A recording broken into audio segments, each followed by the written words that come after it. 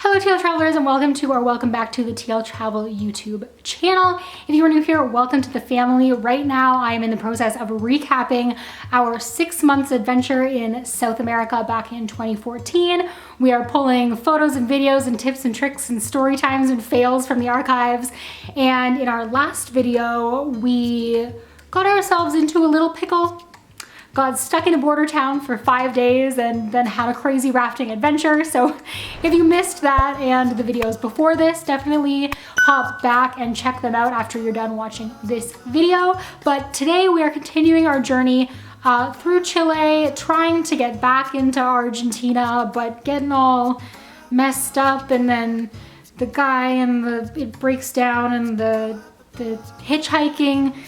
Yeah, I gotta start from the start. So if you've not already hit that subscribe button, definitely do it down below, and let's just rewind and jump right into the story. So as you might remember, when we were in Futaleufu, we were told that the next bus was not coming for 5 days.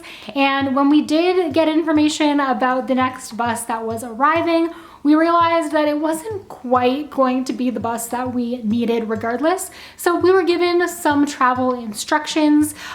This was back in the days before we had smartphones and Wi-Fi on hand to just, get us the information we needed. We really had to ask around and write it down, and all those historical classic travel ways. The bus that we would get on essentially was going to Puerto Montt, which is about 11 hours away. We didn't want to go that far, and especially that far north. We were trying to get south, ultimately to Chalten. So basically what we were told was that we would get on the bus to Puerto Montt, and then when we got to this junction area about 2.5 hours away, we would get off of the bus, and then we would hitchhike our way a little bit further south to get us as far as Coyhaique, but to get us here, from which we would then get on more public transit and get ourselves as far as Chalten, which is back on the Argentinian side of the border. I really hope that made sense. So as much as we were a little bit nervous about the journey, we figured this was definitely something that we could do.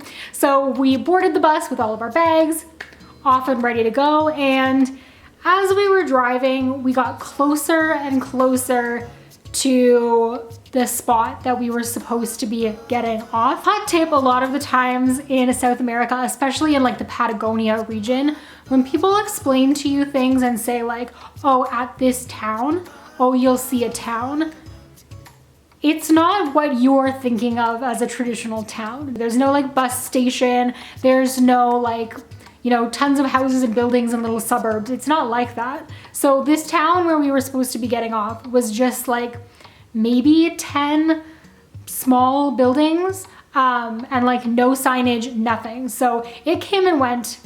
We missed it, and after we realized that we had missed it, we just decided, let's just stay on the bus until the next larger city, and then because we'll be getting off at an actual bus station, we can just take the next bus heading south wherever. So we stayed on the bus for another hour or so until we got to Chalten, which is a more of a developed city than the one where we were supposed to originally get off. We got off at the bus station, and then we started asking around for what bus services were available. It was kind of a deja vu type situation from where we had just been, because again, we were told that not only was the bus we were supposed to be taking canceled, but the next bus was not for 3 days unless we wanted to just get back on the bus that we had gotten off of and continue up north to Puerto Montt, which we 100% did not want to do. Now, full disclaimer, if you are currently planning a trip through South America, know that the time that we were traveling,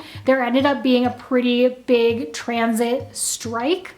So all of the buses that were supposed to be there already weren't there, and then mash that up with low season and shoulder season confusion and schedules and all those types of things, delays.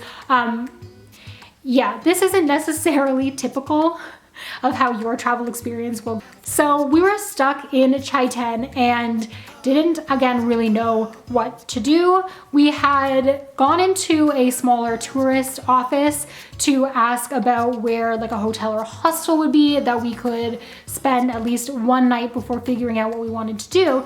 And the man in there, we'll call him Bob. Bob was super, super friendly, and he was actually a like van driver. He did private van services, and he mentioned to us that another fellow had just booked his services to drive him privately all the way to Coyhaique. So basically he just said, hey, you know, this is, pointed out this person, we'll call him Adam, pointed out Adam and said, you know, maybe if you go over and ask Adam really nicely and offer to, you know, pitch in for his journey, he'll let you into his van.